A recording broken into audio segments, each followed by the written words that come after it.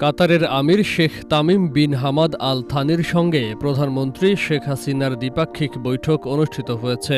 মঙ্গলবার সকালে প্রধানমন্ত্রীর কার্যালয়ের শিমুল হলে এই বৈঠক অনুষ্ঠিত হয়। এর আগে সকাল 10:15টায় রাজধানীর তেজগাঁওয়ে প্রধানমন্ত্রীর কার্যালয়ে পৌঁছালে কাতারের আমির Sheikh Tamim bin Hamad Al থানিকে ফুল দিয়ে উষ্ণ অভ্যর্থনা জানান প্রধানমন্ত্রী শেখ হাসিনা। বৈঠকে 5টি চুক্তি এবং 5টি সমঝোতা স্মারক স্বাক্ষরিত হয়।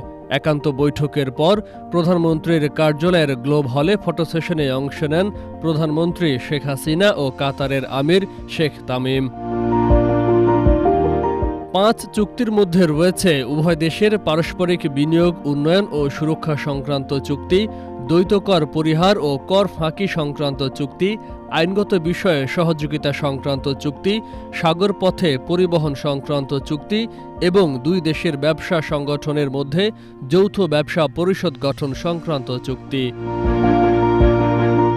আর 5 সমঝোতা স্মারকের মধ্যে রয়েছে কূটনৈতিক প্রশিক্ষণে সহযোগিতা সংক্রান্ত সমঝোতা স্মারক, উচ্চশিক্ষা ও বৈজ্ঞানিক গবেষণা সংক্রান্ত সমঝোতা স্মারক, যুব ও ক্রীড়া ক্ষেত্রে সহযোগিতা সংক্রান্ত সমঝোতা স্মারক, শ্রমশক্তি বিষয়ে সমঝোতা স্মারক এবং বন্দর ব্যবস্থাপনা সংক্রান্ত সমঝোতা স্মারক।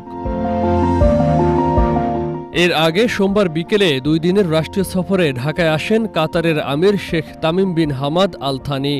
ঢাকার হজরত শাহজালাল আন্তর্জাতিক বিমানবন্দরে পৌঁছালে তাকে লাল গালিচা সংবর্ধনা দিয়ে স্বাগত জানান রাষ্ট্রপতি মোহাম্মদ শাহাবুদ্দিন। 2024 সালের 7 জানুয়ারির নির্বাচনের পর প্রধানমন্ত্রী শেখ হাসিনার নেতৃত্বে আওয়ামী লীগ টানা 4র্থ মেয়াদে সরকার গঠনের পর মধ্যপ্রাচ্যের কোনো দেশ থেকে এটি প্রথম উচ্চ পর্যায়ের রাষ্ট্রীয় সফর। Faisal Mahmud, channel S news desk.